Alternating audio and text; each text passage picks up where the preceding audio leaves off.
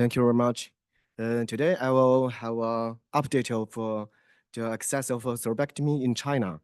And in China, we joined thrombectomy in the year 2020. After that, we have very close collaborations and we promote the number of thrombectomy and do many works. And I still remember during the annual meeting, we invite Professor D.P. Yavaga at Santiago gave online speech, and now today I'm here. It's the first time I join the offline meeting with you, and I'm very excited. But now I will try to keep my speech short and just to give some update of the last year, what we have done in China. In the last month, the Chinese Stroke Association have a declaration of the next generation of reperfusion therapy of ischemic stroke in China. And because after 8 years, we have the guideline of thrombectomy, a great change in China have begun because the number of thrombectomy increased very rapid, very fast. And but still, the number is not very good. We know that intravenous thrombolysis reached 40% in China, but the thrombectomy is only 7.1% access in China. We still have a long way to go. And the most urgent task in China is to increase the number and also have the quality control of thrombectomy. And we hope by the year 2030, we could reach the intravenous thrombolysis to 80%. And we hope to have the rate of endovascular thrombectomy to 30%. And we hope to reach this aim. And now, first, I will show you the number of thrombectomy in China increased year by year. Before the guideline, every year we will treat only about 30,000 patients. But after we have the guideline, especially the time window expanded in the year 2018, this number increased, doubled every 2 years. And we have a survey every year after we joined thrombectomy, and we have every city's number and every province number. And for the last year, this number, even though affected by COVID-19, we increased to 88,000. And this is, I think maybe it's not the total number because some local centers don't report their numbers, but most of these numbers is very accurate because we get this data from the Regional Quality Control Committee survey. And I think this number is very accurate. And for the thrombectomy volume per 100,000 people, it's about 6.25 last year in China.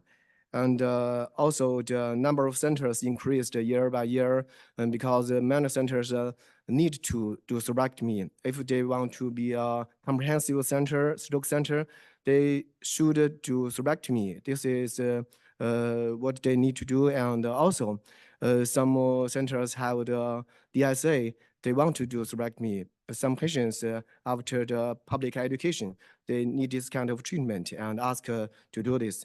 And this number increased to 427 last year. And for the number of thrombectomy centers per 10 million people, we reached about 10.12 last year. And there is a large number of centers treat patients more than 100 cases. During the year 2015, only very small centers could do thrombectomy, more than 50 cases. But nowadays, we can see that about more than 200 centers could do thrombectomy every year, more than 100 cases. Even some large centers could do more than 300, 400 cases. So this large number provided the ability to start some studies, some trials. So you know that in China, many thrombectomy trials, high-quality trials are performed. I joined many trials. I still remember in the year 2015, we started first registry. We don't know how to do RCT studies, but after about 5 or 7, 8 years learning and joining other large centers, we know how to do the trials and just finished many thrombectomy trials. And that is because why we have this increased number is because we have more devices and we have more ability to do that. During the year 2015, we have only very limited available devices, only 1 or 2 stents. But you know that the last year, some native made standard retrievers and aspirators, testers are developed and very cheap. So it's much more available for some centers. So we could do a lot of thrombectomies, and it's very easy for us to have these materials and access to do the thrombectomy. And for the national part, this is the National Health Commission and the Chinese Stroke Association also declaration how to promote and to reach the aim by the year 2030, we reached the thrombectomy number to 30%.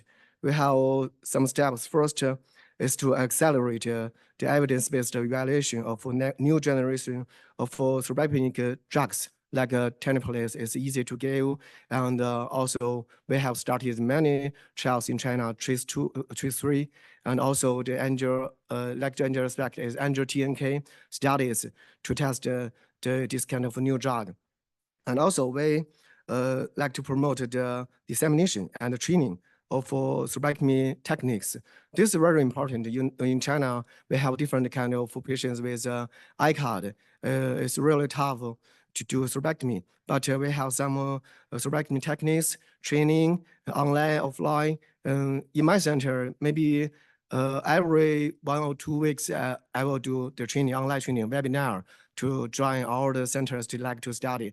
And about every 1 or 2 months, I will have some offline training to my center to do the training of these skills.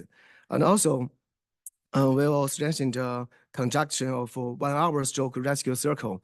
Before that, before we training, many patients travel long distance to here, but now many centers could do thrombectomy, so the distance is very close. And also we hope to actively promote the research and application of artificial intelligence and intelligent medical technicals. And also we need to encourage basic and transplantation and clinical research combined with brain cell protection and reperfusion therapy. And also what is more important is the monitor of the quality control of thrombectomy. And also we need to do the next generation of reperfusion therapy. And the last 2 points is to establish the partnership between medical instrument and non-profit organizations continue to enhance public awareness. The public awareness is also very important. And the last one is to advocate for clinical research related to reperfusion therapy. Only the clinical research could give us more high-level evidence to promote and give us more chance to do more thrombectomy in the few years. And so much for my presentation. Thank you.